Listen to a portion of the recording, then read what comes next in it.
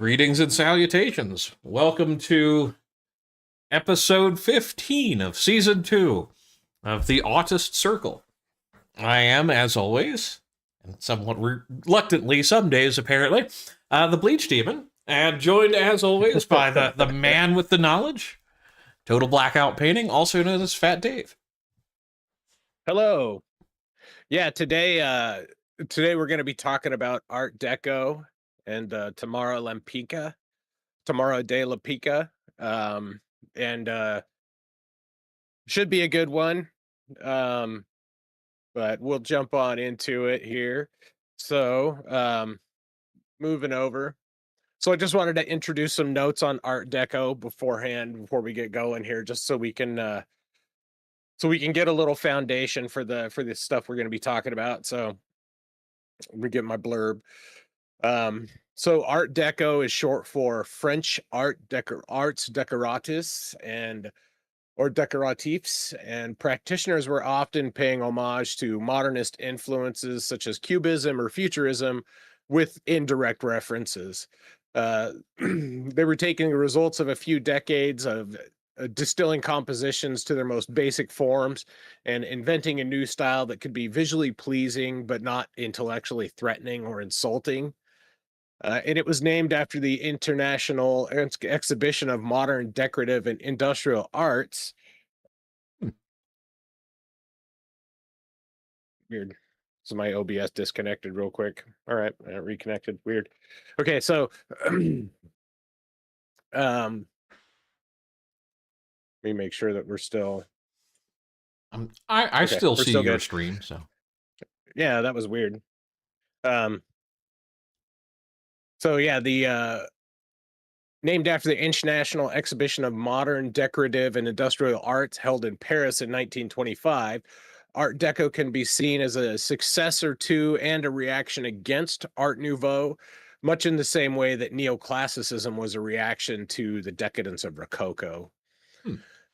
During its peak, Art Deco represented luxury, glamour, and faith in social and technological progress. And it used rare and expensive materials such as ebony and ivory and exquisite craftsmanship. And it also introduced new materials such as chrome plating, stainless steel, and plastic.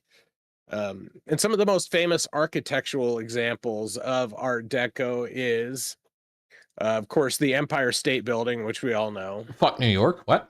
Uh, yeah, the Chrysler Building and the French Building, Hmm. which I think is really cool. It has this really crazy Egyptian motif on the front of it.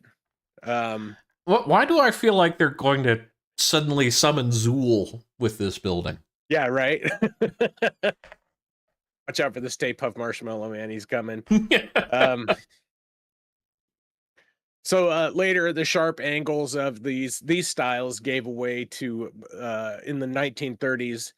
Um, gave way to more aerodynamic designs, and this is what most people are more familiar with from the Art Deco is the streamlined modern, and we Mm-hmm. see that in these curved buildings, the buildings with the curved edges. Also, the cars at the time had a lot of that as well.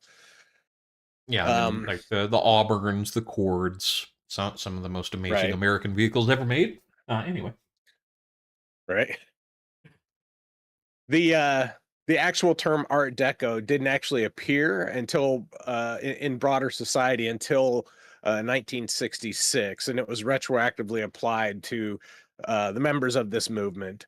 And the practitioners included Lempicka, who we're going to talk about today, um, Gregorio Citlan, or yeah, Silshin, I think is how you pronounce that. I should look that up before I got in here. Urte, who was a Russian guy, and Stanislaus Shuskolsky Hmm. or Shuskolk, um, which I think this is a really cool picture. So the first one, this is the portrait of Miss Busadelli. This is um, the cover of Harper's Bazaar magazine, which he designed. And then this one is called The Aviator. Hmm. That is a Um, fascinating mix of influences. right? It almost looks like German war propaganda, but it's probably Allied war propaganda. Possibly, Um, yeah, or some Soviet influence. right? Hmm. It definitely has that kind of Soviet style to it, and the guy's name is Stanislaw. So, Although it's with an but I, not a Y, so he could be Polish. it could be. It's likely Polish, honestly. But they did not themselves refer uh, to themselves as members of the movement or as a unified collective in the same way that surrealism or like the people from the Hudson River School did. And the architect style is a wide umbrella and encompasses several different styles, including the Liberty style, which shows these grand facades that has paintings on it, Hmm. much like the French building. The Odeon style, which was named after the Odeon movie theaters and how they designed all of their buildings as like kind of square and grand. And also the zigzag style, which this is the Gulf Tower in Pittsburgh, Pennsylvania. And they called it the zigzag style because of the way the buildings and their profiles broke up Oh, the the skylines? skyline. Hmm. Yeah, yeah. I, Trying to I, think I of the word, didn't get it. will say that that's definitely my least favorite style of the three. Yeah. Um, so yeah, that's not like I said, it's a wide umbrella and it's kind of hit and miss sometimes, but that's how a lot of art is, and especially architecture. Mm-hmm. And this is building is it's pretty old and it looks kind of dirty here. So I'm sure when it was first made, it was really amazing. Well, but it's But Pittsburgh, so it was probably dirty to begin with. yeah, it's probably started dirty. It's in Pittsburgh. So with that out of the way, let's jump over to the timeline here. So while Mucha gives us the decorative women of Art Nouveau, Lempicka gives us the engineered women of Art Deco, and she paints the body as a luxury machine. And while Art Nouveau and other previous movements like Rococo focused on naturalistic ornamentation with sweeping curves and naturalistic elements, Lempicka draws from the increasingly popular modern movements of the time, like Cubism and Futurism. And after World War One, the world was obsessed with progress in the future. The subsequently named Art Deco movement was a condensation of these hopes into sleek lines and shiny chrome designs. The urbane notions of cropped hair, fast cars, tall buildings, jewelry, etc. They were some of Lempicka's most inspirational elements. And while Lempicka's flowers harden and become more geometric, but while other Cubist artists abandon representation altogether, she maintains the essence of the forms in a way that's sharply stylized but still recognizable. She herself was deeply immersed in design culture and obsessed with the idea of the modern urban environment. And she takes the glamour of post World War One Paris and captures it on canvas with a style that was not only new for the time, but is unique among her modernist peers. The age of skyscrapers and Cadillacs are caught with sharp lines and vivid colors by Lempicka's hands. The coolness of silk gloves, cigarettes, and jazz music can be felt on her canvases, and the libertine spirit of 1920s Paris and the glamour of early Hollywood are captured in the curves of her lines. And she herself also was a very glamorous woman who was enamored with the modern world. And her works were an extension of her desire to be an emblem of the modern world and to embrace modern city life and the glamorous lifestyle of a celebrity. Her persona and her works were icons of the modern identity in the post World War One world. So, with that mouthful out of the way, let's go ahead and move on to our subject here. Hmm. So, this is Tamara de Lempicka. So, born Tamara Rosalia Gerwick Gorska on May 16th in 1898. Potentially, that's up for debate. And she was born in Warsaw, Poland, to Boris Gorsky, who was described as a Russian Jewish attorney for a French trading company, and her mother, Molwina Gurwit-Gorska, came from an affluent Polish family. She had two siblings, Stanislaw and Adriana. And when she was young, her father disappeared from her life, so Tamara was raised by her mother and grandparents, Bernard Clementina Deckler in Warsaw. She was born into a wealthy society. Her mother and grandparents were members of the elite class in Poland, and she frequently traveled and attended the opera, galas, and expositions and other art adjacent activities, while participating in the cultivated activities of upper class society. Hmm. Now, as a teenager, she moved to St. Petersburg, and in 1915, she met Tadeusz Tadeusz. Lempicka. And he was a Polish lawyer and socialite with ties to the Tsarist government. They met at a costume ball, and they were married in 1816 or 1916. And that same year, they would have a daughter named Christina or Maria Christina, who Tamara would call Cosette. She always referred to her as Cosette, and painted dozens of portraits of her throughout her career.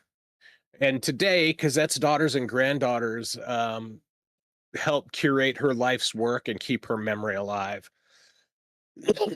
And the two are set to have a comfortable life and fruitful life in St. Petersburg, as Tadeusz was meant to take a prestigious position in the Tsarist court. Yeah, you know how well that went in 1919. So yeah, not even 1919. We're talking 1917. Oh, yeah, it was 1917. Yeah. So we'll move on to that. Speaking of which, so the old world collapsed, and in 1917, the Russian Revolution led to catastrophic changes. Tsar Nicholas II, this handsome gentleman here, abdicated his throne, and socialist factions took over the government. Tadeusz was arrested by the Bolsheviks by 1918. Tamara had helped secure his release, and the couple fled to Paris with a wave of other displaced aristocrats. So while I don't know if you found this in your research, but was she considered later part of the white movement or not? I did not see that in my okay. It just given that position, I don't think she was. Oh, go ahead. Yeah, I don't think. Well, she herself was not associated with any political stuff. She was just a wealthy Polish Jewish aristocrat fleeing from the czars, fleeing from the Bolsheviks, yeah, from the persecution of the czars by the Bolsheviks. Yeah, because I would find that interesting if she had, or at least Tadeusz would have been given the climate, just because that may have influenced some of her art and some of the styles that she picked as a protest against the Bolsheviks. Yeah, and that may have been something that she took to her grave and didn't talk about herself, because I didn't find any. It's not mentioned anywhere in any of her biographies, and I went through like 5 of them. So the her official one doesn't, like the official one from her family doesn't say it.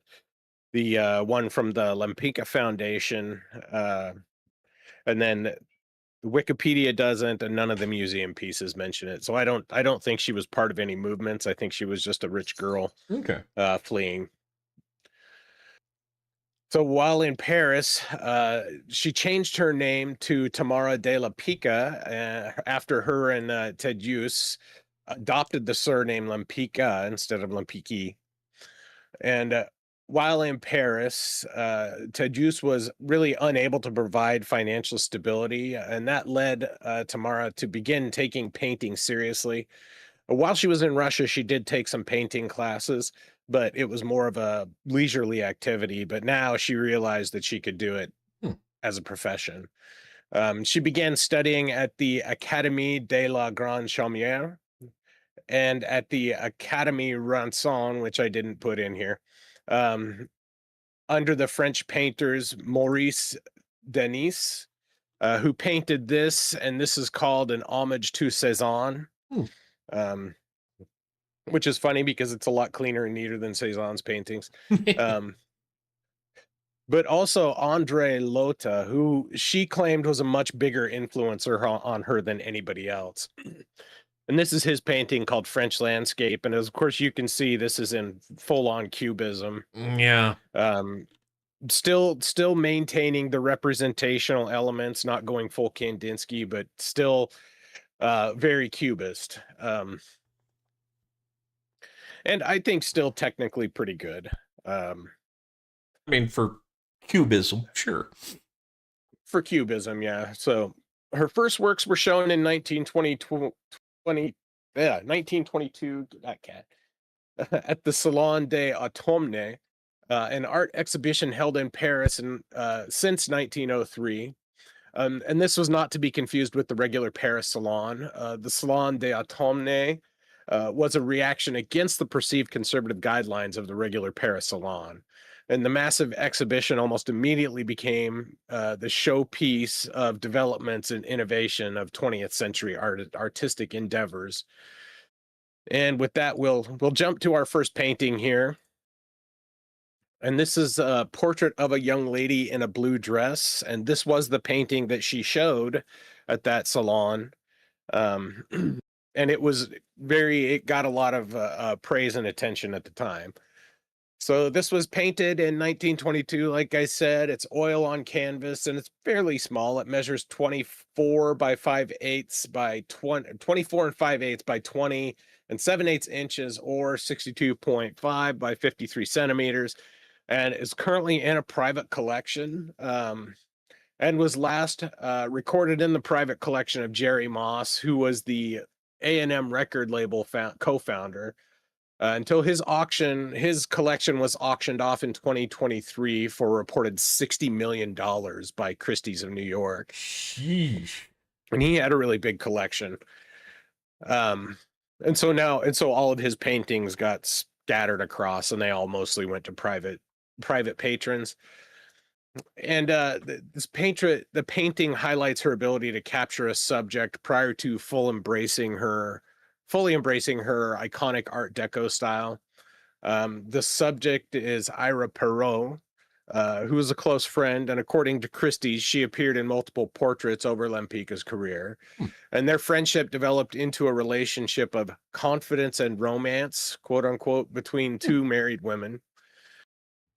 The painting has a very simple color scheme with stark contrasts. The pale skin and red lips with dark hair, and the cobalt blue dress and the green background.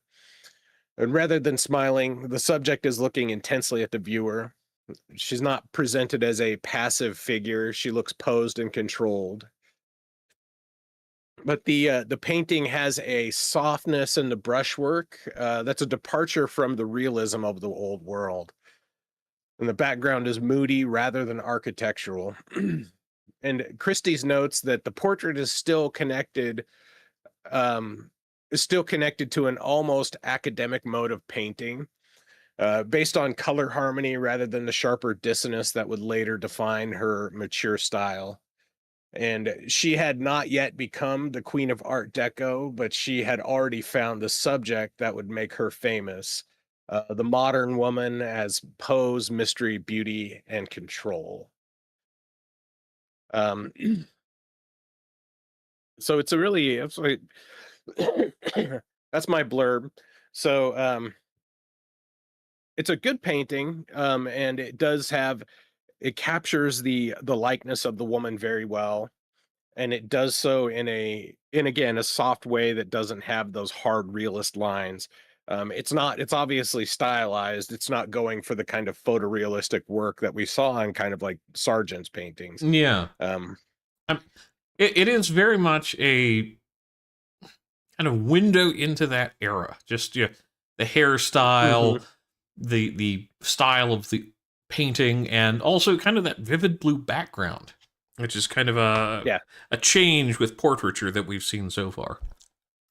yeah, yeah. There's not a crazy like a lot of the portraiture we've seen or we've reviewed has really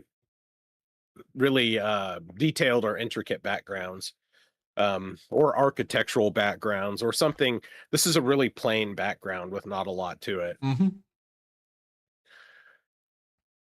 And it really the whole thing just works to frame her face more than anything and really draw you into her face and then eventually into her eyes as they look at back at you. So, moving on here. Oh, thank goodness! Um, She was, peering directly into me. so after the successful portrait of a young lady in the blue dress, she was still developing. That painting is elegant, intimate, and still somewhat traditional. And from 1923 onward, the figure begins to harden, and the scenes become more dramatic, and the lines between her social and artistic life become more fuzzy. In 1923, she moved into a Mount Parnasse in South Paris, which was not just a neighborhood, but it was the most artistic enclave of Paris at the time. It was home to artists, art dealers, writers, etc. Nearly everything to do with contemporary art at the time. During this time, tensions with Tadeusz intensified as a result of her long hours spent painting at the easel, her incredibly active social life, and her multiple love affairs with both men and women. Uh, in the works of 1923 to 1925, she starts moving away from the softer chromatic portrait style of the blue dress. And the period is one of experimentation with abstract type figures. And this is a portrait of Madame Xenatos from 1924. Hmm. In simplified volumes, and this is a portrait she made of Kizet, and then monumental nudes. She painted a lot of nudes. This is one of the more SFW ones I could find, but still, it's something you would expect from a libertine woman of 1920s Paris. Yes. She's painting. There, it's very decadent. She's an aristocrat. She's living a very decadent lifestyle. um, So this is it's Weimar any era. given Saturday night for Lempicka. Potentially. So, um, and she's also using increasingly dramatic lighting. And this is called double 47. And also she's including more heavy cubism influence. And this is a portrait of Marquise de Afilito from 1925. And during this time, her style starts to make sense as Art Deco portraiture. She's not copying Cubism for abstraction. She's using Cubism as a tool to build the body into something sculptural and polished. Hmm.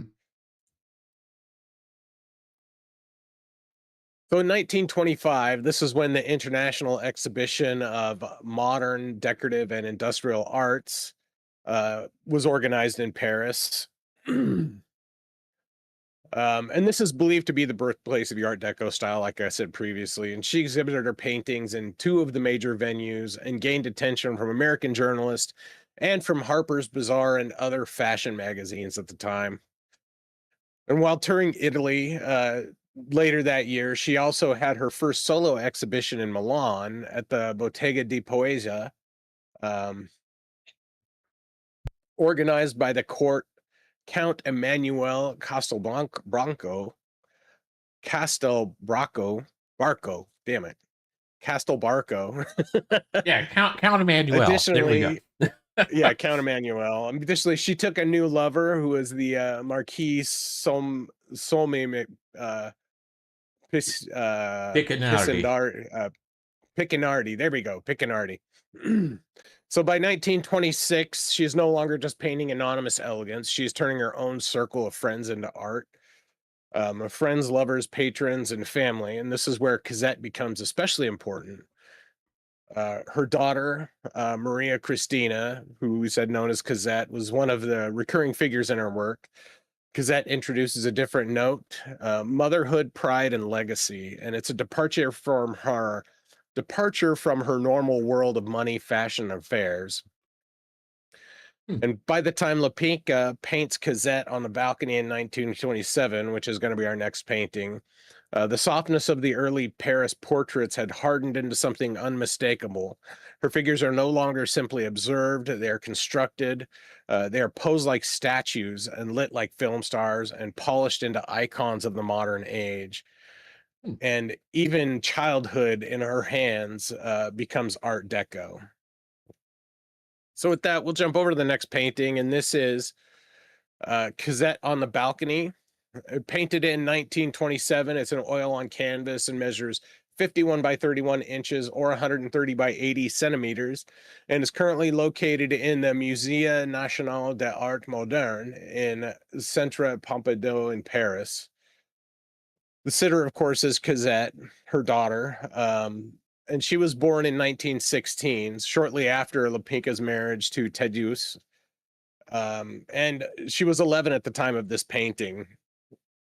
Cosette sits on a balcony, but Lempicka does not treat the scene as a cozy domestic portrait. The child is enlarged until she dominates the canvas, and her head tilts downward, and her body is wrapped in a pale gray garment. And behind her is not a soft landscape, but a compressed Art Deco city with angular rooftops, planes, dark windows, and architectural geometry. Heavy Cubist influence you see in the background there, obviously. Mm-hmm. Almost Picasso-like cubism back there. I'm surprised that Gazette isn't horrifically deformed him in a Picasso-esque Mhm. style. See, that's one of the things that set her apart from with her use of cubism is that she did not use the cubism to distort or mangle the human form like some other people did. Or I would say distort or depict. Mm-hmm. Um, we're being really shitty towards a lot of the modern cubists and deconstructivist artists Yes, and because I'm that's not how going we to feel stop. about it, right?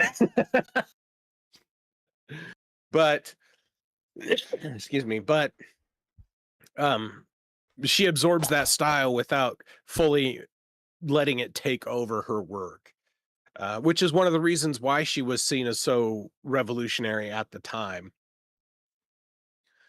So she turns a child portrait into an urban moment, and she's not shown running or playing or smiling.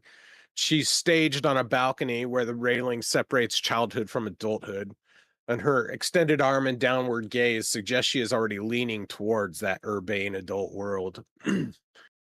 And on a side note, though, you can see Cosette is still a child. She has short socks and Mary Jane shoes, soft curls, and a folded hand. And on the other side is the modern city, sharp, faceted, and personal. She is physically placed between a protected interior and the hard metropolitan world outside. Um, and again, that's why, like we were saying before, I picked this painting because it does show that heavy cubism influence, but it shows her ability to depart depart from it while maintaining certain aspects of it. Of course, her legs and her legs and her socks and everything look soft and very shiny. Um, the lighting is it highlights it in such a way to make the softs like the silk drape that she is wearing. Um, it looks very soft. So It's an it's interesting a good mix of the contrast, two styles. but between Yeah, yeah, Gazette and then that hellscape behind her. right. Which is good because the child shouldn't be so involved in those hellscapes. No. But with that, we'll move on to our next painting that we're going to talk about. And this is called Auto Portrait or Tamara in a Green Bugatti. And this was painted in 1929. It's an oil on wood panel, and it measures, it's really small, 13 3/4 inches by 10 and 5/8 inches, or 35 by 27 centimeters. And this one is also currently in a private collection. Hmm. And this was the image that showed Lempicka becoming her own myth.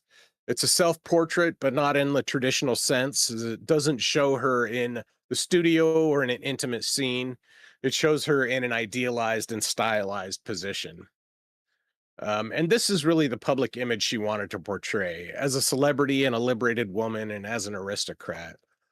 And it was not just a painting of an artist in a car. This was commissioned for the cover of Die Dame, a German magazine, a German fashion magazine, which gave Lempicka a method to broadcast her image on a wider scale. So Lempicka shows herself seated behind the wheel of a green Bugatti, cropped tightly so that the car, the window frame in her hand, her scarf, and her face all locked together in a compact design. There's no open road, no landscape, and no sentimental background. The whole painting is compressed into chrome and glass leather, fabric, skin, and her piercing gaze. And which is really interesting because I think her gaze is kind of, she took a lot of pictures with this kind of iconic, this like really stoic look on her face where she's It's just kind of looking out. it's this weird, like, false sense of stoicism. It's almost that I'm trying really hard to not look at you, but I'm going to look at you so you don't think I'm looking at you kind of an expression. Like, Right. yeah, the try hard kid back at prom, and it's like, you think you're a lot cooler than you are. You've just peaked. Right. And and she always had that cat's eye makeup too, Mm. the heavy eyeliner and cat's eye makeup that really it did give her a very uh modern and sleek look to herself. Um she was alive now, she'd be a goth girl. Uh so And the car represents the perfect Art Deco icon because it shows wealth, speed, and technology, and independence. It's a symbol of modern life and the future as they wanted to portray it. And this is not just her most famous image because it shows her in a car. It's famous because it compresses the entire fantasy of Art Deco into one scene. It's luxury, speed, independence, intimacy, and self-invention. Hmm. Excuse me. So, yeah, and it's really small. That's the other thing. Just a little bit bigger than a sheet of paper. Um, Yeah, that is rather so it really, remarkable. yeah,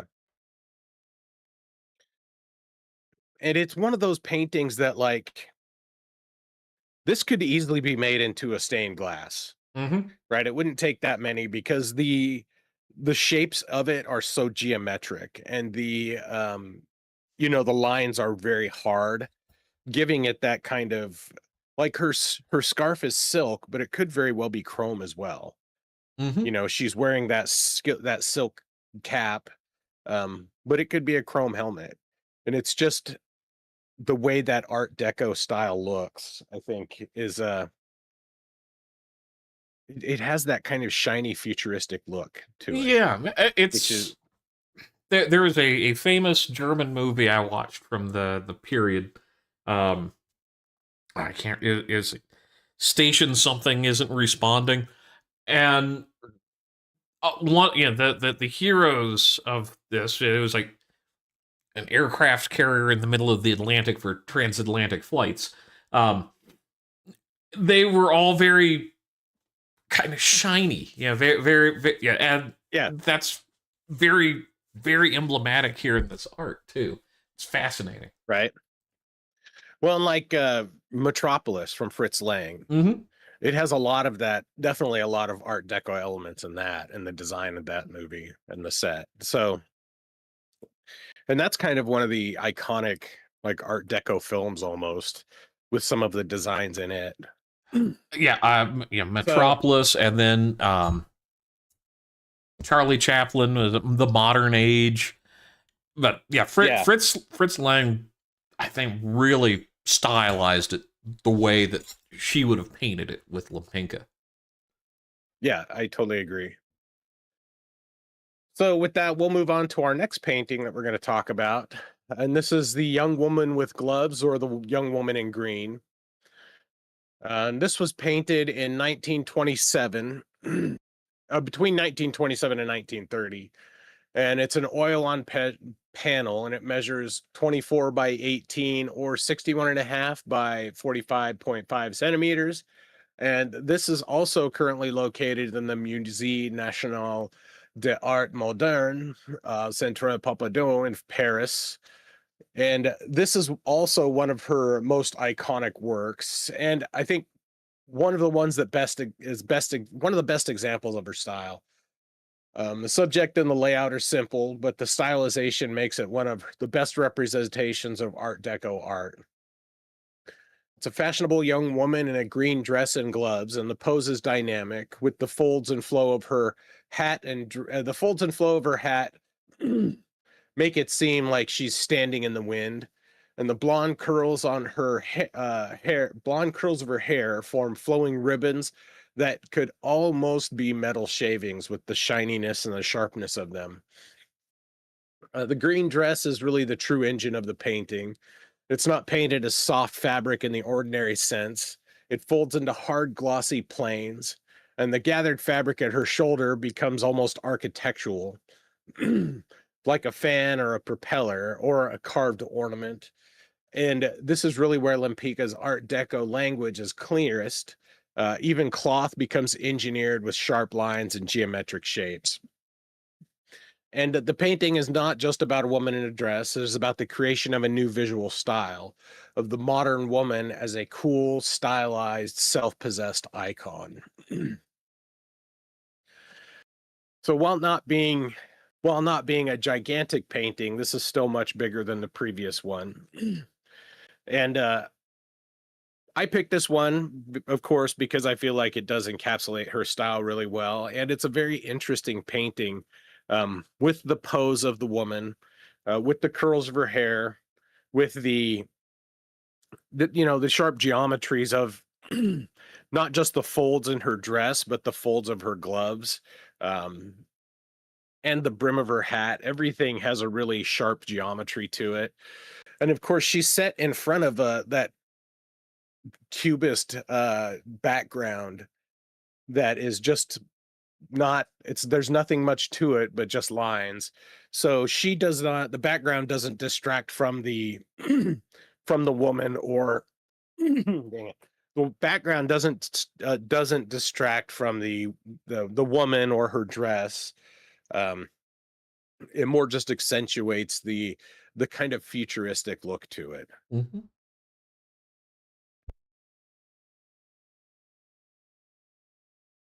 So, you got any words for it? No, I just find it kind of a fascinating bit where, in a sense, it's almost a nude. It just with certain Yeah, features popping out, and it's just kind of the clothing almost doesn't quite fit her, but it's still like the main. It's more like a bit of armor over her. Weirdly enough. yeah, and it does. I mean, and that does jive with the fact that she was painting a lot of nudes at this time.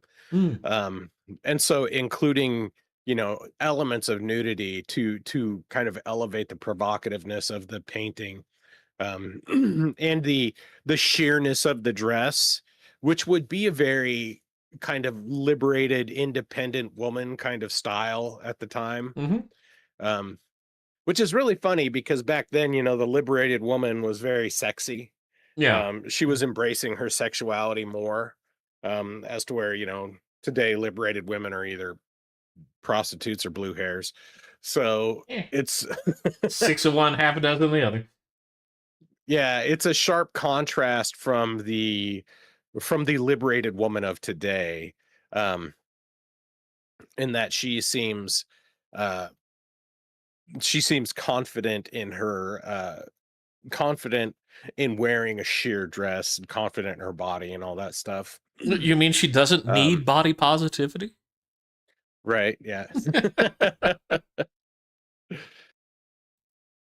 So we'll move on with the biography here.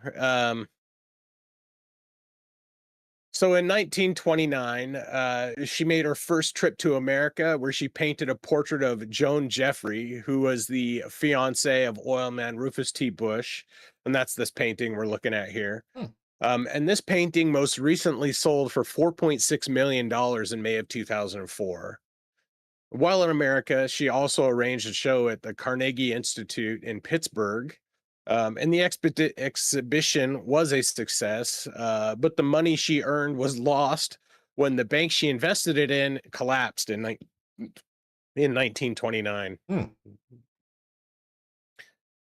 So easy come, easy go, I guess. And in 1930, she moved into her apartment in 7 Rue Mechon, um, I think. And the apartment was designed by modernist architect Robert Molay Stevens and decorated by her sister, architect, who was an architect, and her Adriana Gorska. The building itself was designed in Art Deco fashion, and meaning she was living in an Art Deco environment while making Art Deco art. So really immersed in the whole process of it. And in 1932, Tedus and Tamara met in Paris, along with Tedus's soon-to-be new wife, Irene, uh, to discuss Cosette's future. And reportedly, after this meeting, Lempicka fell into a deep depression, which influenced her art. In that same year, she was participating in numerous exhibitions through Paris. And that same year, she was filmed by Pathé, this place. This is their logo, which is a major French film production company, in her studio for a short film, which was called Un bel atelier moderne, a beautiful modern studio, which showed her working in her studio and featured several of her works, including the next painting we're going to talk about. So this is the last of the 5 paintings we're talking about today, and this is the portrait of Marjorie Ferry. Hmm. This was painted, of course, in 1932, and it's an oil on canvas, and it measures 39 by 39 and 3/8 by 25 and 5/8 inches, or 100 by 65 centimeters. And this currently resides in a private collection as well. And the painting was commissioned by the subject's wealthy husband, who was fashion designer Wolfgang Joop. And it features Marjorie Ferry, who was a British cabaret singer, but was very popular in Paris at the time. Hmm. And this painting sold for 21.14 million at Christie's in London on February 5th in 2020 to a private collector, making it the highest priced Lempicka painting ever sold at auction, which Wow. is mind blowing.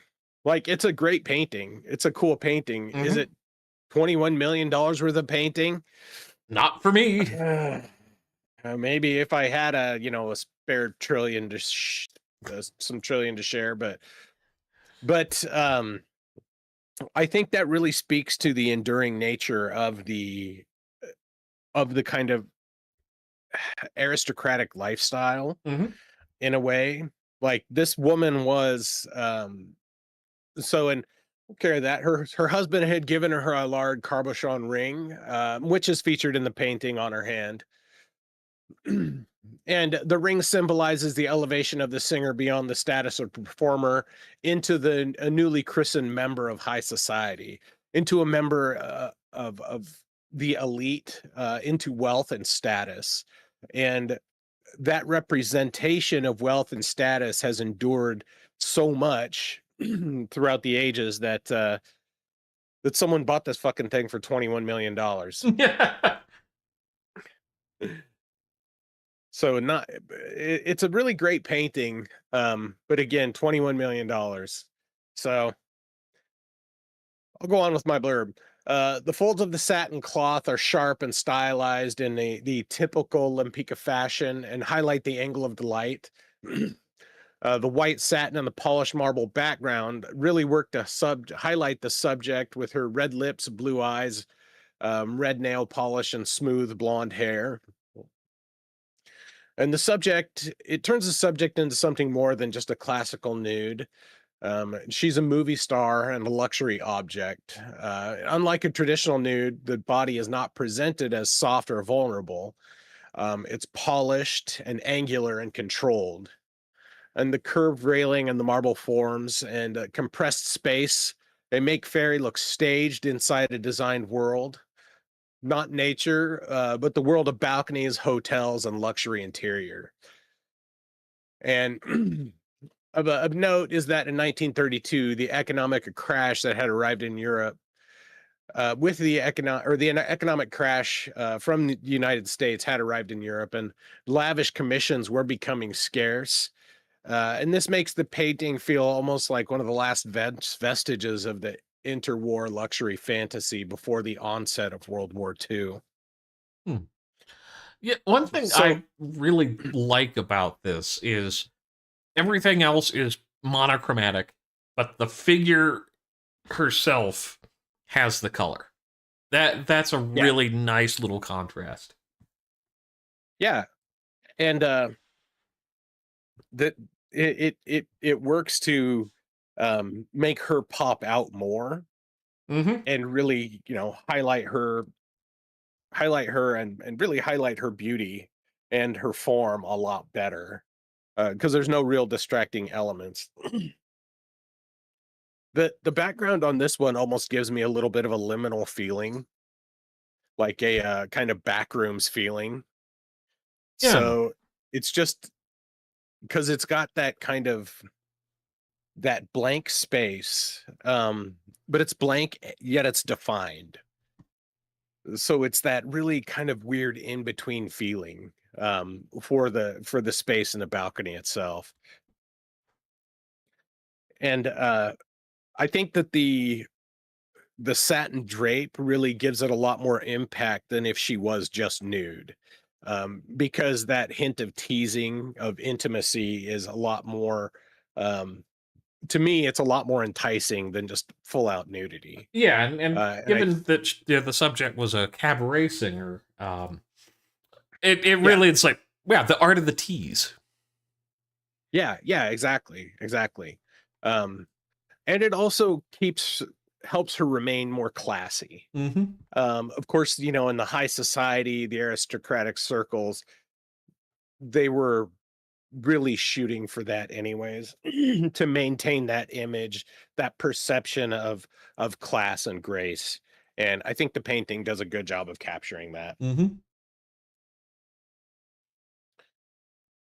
Definitely. Yeah. All S- right. So, And oh, I go like ahead. the fact that it's the human figures still have a warmth to them, Yeah, even at this stage in her art, rather than everything's cold mechanical, blah blah blah. right. And I think that was one of the things that was truly unique about her style was that while the world was hard and the elements were sharp, the people remained um soft and velvety almost. Mm-hmm. Like she doesn't she's very well defined, but she doesn't seem like she doesn't have that cubist bullshit, I guess is really what I'm getting to. Yeah. She still has the very defined organic lines of a person. She still looks human at all times. She still looks human, yeah. So we'll move on and wrap up the biography here. So the portrait of a young lady in a blue dress showed Lempicka discovering the modern woman, and Cazette made the figure monumental. Auto portrait fused the woman with machine, and the young woman in green turned fashion into architecture. And Marjorie Ferry kind of really brings it all together as high society theater, the glamorous surface of the jazz age shining brilliantly just before the world underneath it began to break. And in 1933, she is famous, fashionable, and socially visible, but the atmosphere is changing. The Depression had made lavish portrait commissions less secure, and the old jazz age was falling by the wayside. In 1933, she traveled to Chicago, where her paintings were shown alongside modernist artists Georgia O'Keeffe and William de Kooning.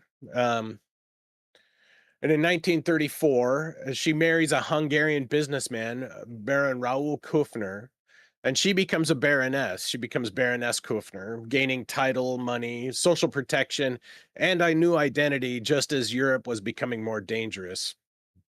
During this time, her output slowed as she struggled with depression, and her subjects shifted away from erudite and carefree women to more serious subjects. In 1935, she produces The Beggar with a Mandolin, which I think is a very human portrait, but still maintains her distinct style, Hmm. and also The Mother Superior. And then in 1937, she painted The Refugees. Hmm. And this was almost going to be one of the paintings I wanted to talk about, but I just stuck with the portrait of Marjorie Ferry because it really is more about her, like her whole life and her whole biography is more about her desire to be glamorous and to be a socialite in a way. Yeah. It really it focused more on her need for status and using that status as security. So, but these works do show that the emotional shift from luxury to suffering. And in 1938, alarmed by the growing influence of fascism in Europe, her and her husband moved to the United States. So this is in 1940, the Kufners relocated to LA, where they rented the Beverly Hills villa of filmmaker King Vidor, this guy here, who directed Duel in the Sun in 1946 with Gregory Peck, this handsome man, and The Fountainhead in 1949 with Gary Cooper, which I downloaded it and I haven't watched it yet. I need to do that tomorrow. And the same year, Cazette and Louisiane Kufner. Oh, I didn't put that picture in here. Um, who was Tamara's stepdaughter, arrived in New York after escaping France with false documents to join the family in Beverly Hills. Hmm. Then in 1941, she has solo exhibitions in New York and San Francisco. And in 1942, the family acquires a duplex in Manhattan and relocated there and opened an exhibition in Milwaukee. And by this time, the pre-war world of Art Deco had been shattered by the Depression and war, and her style was no longer as new as it previously seemed, and she began to withdraw from the art world and exhibit less and less, but still she did. And then following the armistice, she began spending more time in Europe. Both her and her husband made numerous trips overseas. And by the 1950s, she's still exhibiting, but does not have the same fame that she previously enjoyed. So by the 50s, abstract expressionism had taken over the art world, and Tamara adapted with some works, but she had largely lost her passion for for the art world. And by the end of the 50s, she had stopped being as public with her art. And in 1961, tragedy struck when Baron Kufner died, died during an ocean crossing and was buried at sea. Hmm. In 1963, she relocated from Manhattan to Houston to be closer to Cazette and Cazette's family, her children and grandchildren, or her daughter and their grandchildren. And in the late 60s, Art Deco begins a resurgence. And in 1969, And this was her in the 60s. In the 1969, she returned to the Rue Méchain studio and was contacted by Alain Blondel, who wanted to organize an exhibition of her 1920s and 30s artwork. And a retrospective of her work was held at the Luxembourg Gallery in Paris in the summer of 1972. Hmm. In 1976, she donated a group of paintings to the French government, and that same year, she underwent surgery in Houston for a carcinoma of the tongue, which makes sense because she smoked her whole life. Yeah, yeah. And she sold the apartment and began living part-time in Mexico, in Cuernavaca, uh, Mexico. I don't know. I can't pronounce that exactly. And then on March 18th in 1980, she passes away at her home in Mexico at the age of 82, leaving behind numerous great grandchildren and grandchildren. Hmm. And Cosette, and this was Cosette at the time, or shortly after, as she's grown older. And the sculptor Victor Manuel Contreras, scatter her ashes over the Popocatépetl uh, That place in Mexico. Popocatépetl volcano, and this was according to her final wishes. So she lived a very full life, but she was very private in the last half of her life, preferring to spend more time with family, with her children and grandchildren.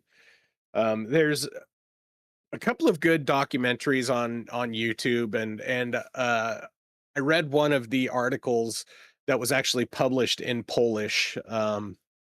I translated it to English. I didn't read Polish. Hmm. But I read one of the articles from her great granddaughter, um, recounting one of her visits to Mexico to be with her grandma, and um, just spending time with her in her salon in her bedroom. And one of the interesting things was her, and you'll notice in some of the paintings, actually, I don't think I included in them here, some of the pictures, but in some pictures of her, she has diamond bracelets on. She wore diamond bracelets, and one of the reasons she did it was um, because she'd had to pick up and leave so quickly, so many times, having to flee the Bolsheviks, having to flee the Nazis. She was she didn't want to have to just pick up and leave everything and start over with nothing again. So she would paint and buy diamond bracelets, and she told her granddaughter that um, she would sell paintings until she had a diamond bracelet from her hand to her elbow, um, because if she ever had to, you know, to to Lee? take off again, Huh. she would always have those bracelets to sell to get herself started again. That's fascinating. Yeah. Huh. So she you know, she had a very tumultuous life, but still maintained a very serious air of elegance and aristocracy and luxury. Um, and so she was a fascinating person, and I think that was one of the reasons why I chose to pick her for today. But but that's all I got for today. Oh, The end of the presentation. well, Um, thank you again for putting all the effort in. This has been yeah, quite the adventure. Definitely not it was. as She had a yeah in depth as some we've gotten, but still, I think there's a lot more there that maybe she obscured herself at times. yeah, yeah, and things like her origins were very kind of hazy. Like her date of birth was always a little up for debate. Um, Even her place of birth, Warsaw is where it's recorded, but even that's not 100% verified. Mm. So a mysterious woman in her despite her public appearance, her very engineered public appearance. So next week, we're going to be talking about Grant Wood, the painter of American Gothic. He'll be our first American painter, Nice. and he's got a very interesting style, and some very interesting paintings, and so I think that will be a good episode. So join us next week for American artist Grant Wood, and we'll see you then. Indeed. Go out and enjoy your art. That's your past, your present, and hopefully your future. And if not, Yeah. well, then we got some real problems we got to deal with. But that's not for an art stream. All right. Bye, folks. Cheers.